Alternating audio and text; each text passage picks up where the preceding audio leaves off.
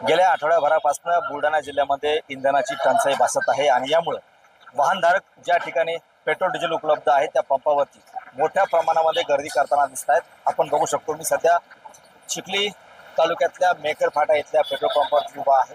आज सकाळी 10 वाजल्यापासून या पंपावरती वाहनांची मोठी गर्दी असल्याचं आपल्याला दिसतंय। ट्रॅक्टर चालक जे आहेत ते आपले ट्रॅक्टर सकाळी 10 वाजल्यापासून या पंपावरती ट्रॅक्टर घेऊन उभे आहेत। त्यांना कॅनमध्ये डिझेल मिळत नसल्यामुळे शेतातली कामं सोडून या पंपावरती आलेले आहेत। मोठी रांग जी आहे जवळपास 2 किलोमीटरची रांग जी आहे ती या पंपावरती डिझेल आणि पेट्रोल भरण्यासाठी वाहनांची लागलेली आहे।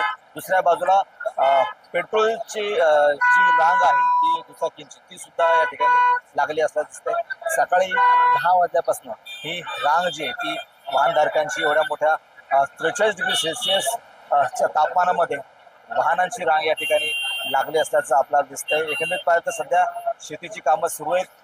ट्रॅक्टरला डिझेल जे ते कॅनमध्ये मिळत नाही, परिणामी शेतकऱ्यांची ट्रॅक्टर जी आहे ती पंपावरती या ठिकाणी नागर वखरासहित लागलेली आहेत। आपल्यासोबत शेतकरी नेते आहेत।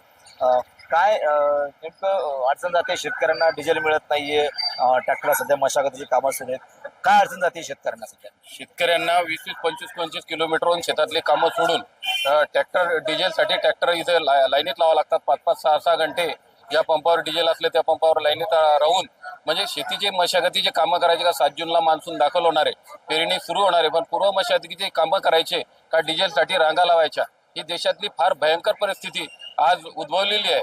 आणि विश्वगुरू म्हणतात की आता नैसर्गिक शेती करा, बैलाची शेती करा। आज ते शक्य आहे का? बऱ्याच शेतकऱ्यांकडे बैल नाहीत आणि ज्यांच्याकडे बैल आहेत त्यांच्याकडे ते कसबही आज राहिलेलं नाही, ते अवजारही आज नाहीत। आणि जर अशीच परिस्थिती राहिली तर जमीन शेती पडीत राहिल्याशिवाय पर्याय नाही।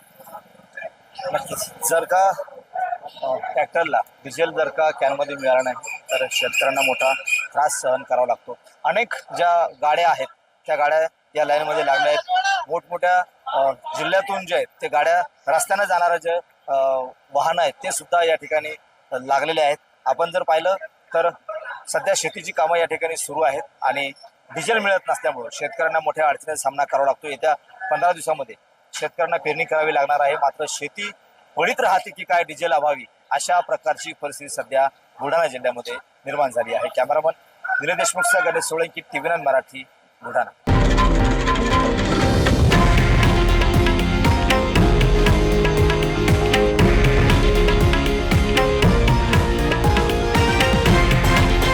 हे आहे देशातील नंबर 1 न्यूज नेटवर्क आणि आपण पाहत आहात TV9 मराठी, एकमेव।